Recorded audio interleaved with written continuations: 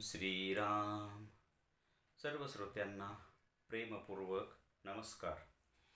श्रोते हो, आपण स्वामी विद्यानंद यांच्या भावार्थ रामायण संक्षिप्त या ग्रंथाच्या आधारे निर्माण झालेला मला भावलेले भावार्थ रामायण अर्थात आत्मपरायण हा ग्रंथ आपण पाहत आहोत. आज किष्किंधा कांडातील अध्याय 2, सुग्रीवाची जन्मकथा. ओम श्रीराम. श्रीराम प्रभूंना हनुमंत आपली स्वात्मकथा म्हणजे वानर वंशाची कथा सांगत आहे, जी पूर्वी अगस्ती ऋषींनी हनुमंतांना सांगितली होती.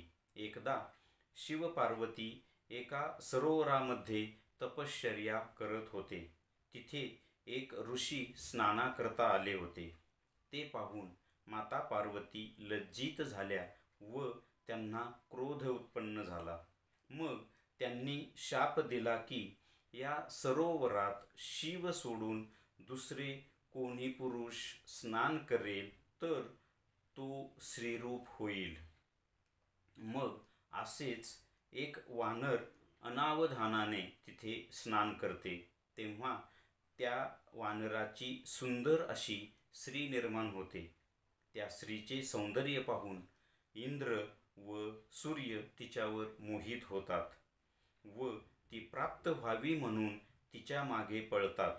तेव्हा ती स्त्री पाताळाच्याही पलीकडे निघून जाते. परंतु या सर्व गोंधळात इंद्राचे वीर्य तिच्या केसामध्ये म्हणजेच बालीमध्ये पडते व त्यापासून वालीचा म्हणजेच बालीचा जन्म होतो व सूर्याचे वीर्य त्या स्त्रीच्या मानेवर म्हणजे ग्रीवेवर पडते व त्यापासून सुग्रीवाचा जन्म होतो. मग इंद्राकडून वालीस वरदान मिळते की तो युद्धात कधीच पराभूत होणार नाही व सूर्याकडून सुग्रीवाला अद्भुत शक्तींची प्राप्ती होते. मग ती स्त्री शापमुक्त होऊन पुन्हा वानर होते व त्या वानराला किष्किंधा नगरीचे राज्य देतात.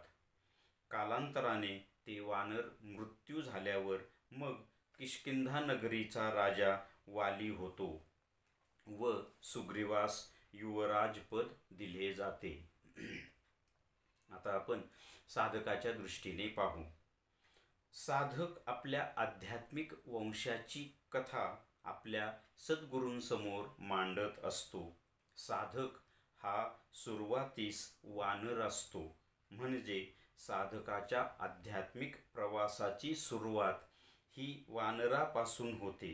इथे वा अधिक नर म्हणजे वासना अधिक नर.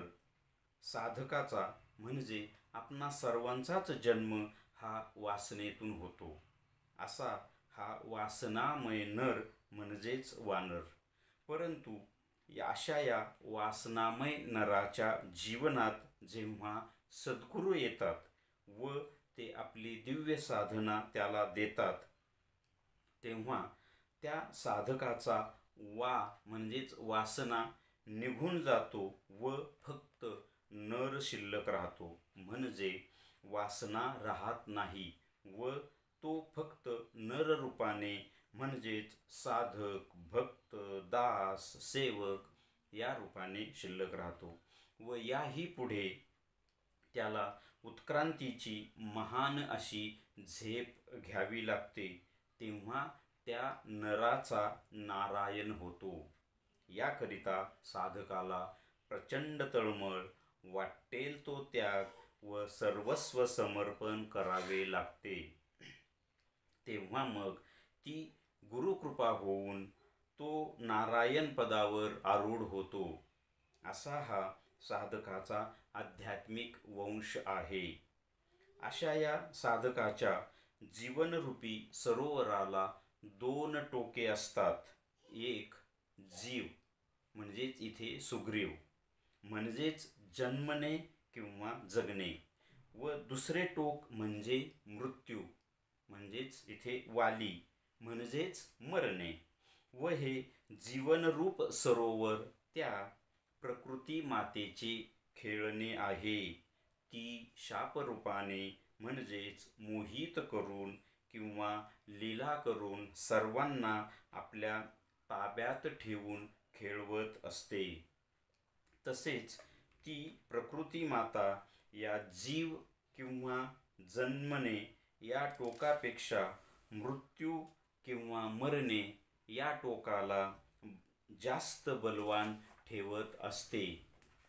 म्हणून या वानररूप साधकाने या जीवनरूपी सरोवरात रमताना किंवा स्नान करताना आपले गुरुप्रणीत साधनारूपी कौशल्य नेहमी करिता वापरत जावे व साधनारूपी नावेत बसून आपल्या जीवनरूप सरोवराची संपूर्ण जबाबदारी आपल्या सद्गुरुरूप नावाड्यावर सोपवून आपण निश्चिंत व्हावे. नाहीतर त्या प्रकृती मातेच्या कामवासना किंवा षडरिपू रूपी शापाने आपले जीवनरूपी सरोवर आटून जाईल किंवा संपून जाईल व मग आपला पुढील अध्यात्म प्रवास इथेच थांबून जाईल. म्हणून साधकाने आपले जीवन सरोवर आपल्या श्री सद्गुरूंच्या ताब्यात द्यावे. मग सद्गुरू आपल्या जीवनरूप सरोवरामध्ये सायुज्य मुक्ती म्हणजेच किष्किंधा नगरी रूपी राज्य सिंहासन स्थापित करतील. आता आपण या कथेचा थोडक्यात सार पाहण्याचा प्रयत्न करूया. इथे सुग्रीव व वालीचा जन्म कसा होतो आणि ही वानर वंशाची कथा हनुमंतांना पूर्वी श्री अगस्त्य ऋषींनी सांगितलेली होती. तीच कथा हनुमंत इथे सांगत आहेत की शिवपार्वती एका सरोवरात स्नान करतात. एक ऋषी येतात तिथे स्नानासाठी. तेव्हा पार्वती माता लज्जित होतात आणि शाप देतात की इथे कोणी पुरुष स्नान करेल त्याची स्त्री होईल. एक वानर अनावधानाने स्नान करतं, त्याची स्त्री होते. त्या स्त्रीवर इंद्र आणि सूर्य मोहित होतात. त्यांच्यापासून इंद्राचं वीर्य बालीत म्हणजे केसामध्ये पडतं, म्हणून तिथे बालीचा जन्म. आणि सूर्याचं वीर्य मानेवर म्हणजेच ग्रीवेवर सुग्रीव, सूर्याचं वीर्य ग्रीवेवर पडतं म्हणून सुग्रीव असा यांचा जन्म इथे होतो. ही कथा आपल्या रामायण कथेतील झाली. हीच कथा साधकाच्या दृष्टीने कशी, साधकाच्या आध्यात्मिक वंशाची कथा इथे म्हटलं आहे. साधक जोपर्यंत अध्यात्माचा प्रवास सुरू करत नाही तोपर्यंत किंवा तो जोपर्यंत साधक नसतो तोपर्यंत आध्यात्मिक वंशाची कथा होऊ शकत नाही. तर साधकाचा किंवा आपणा सर्वांचाच या विश्वातील सर्व जीवजंतूचा जन्म हा वासनेतून होते.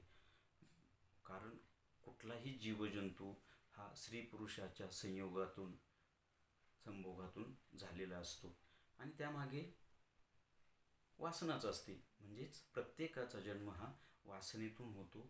ज्या कोणी महापुरुषांचा जन्म अयोनी संभव झाला आहे त्यांचा जन्म मात्र वासनेतून नव्हे. किंवा असे काही महापुरुष आहेत की ते अवतरित झालेले असतात, त्यांना बोलवलेलं असतं, त्यांचा जन्म मात्र वासनेतून होत नाही. परंतु आपल्यासारख्या सामान्य सर्व जीवांचा जन्म हा वासनेतून होतो.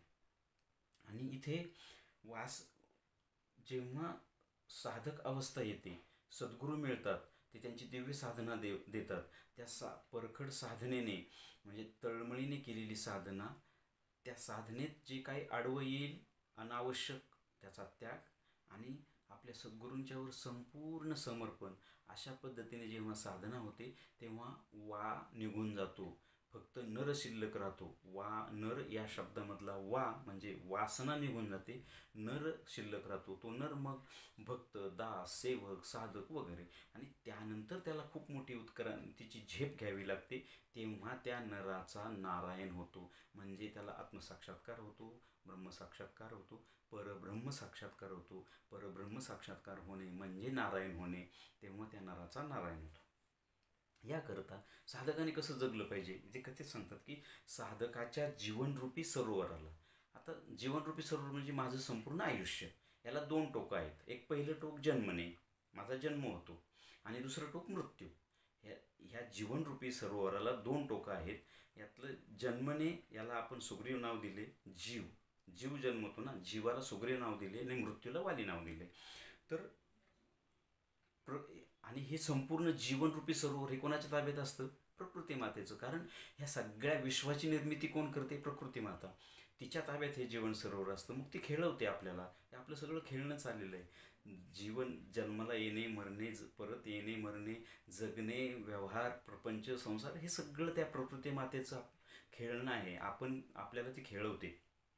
मात्र जेव्हा सद्गुरूंची साधना मिळते तेव्हा मग आपण यातून सुटतो.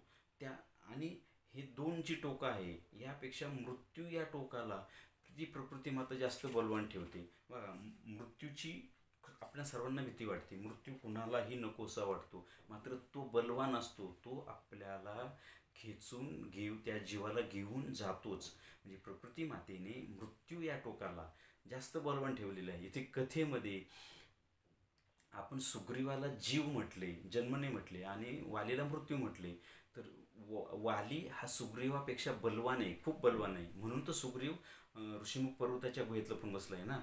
इथे साधकाच्या दृष्टीने जीवापेक्षा, जगण्यापेक्षा, जन्मण्यापेक्षा मृत्यू बलवान आहे, हे आपल्याला माहीतच आहे. तर मग यावर काय केलं पाहिजे?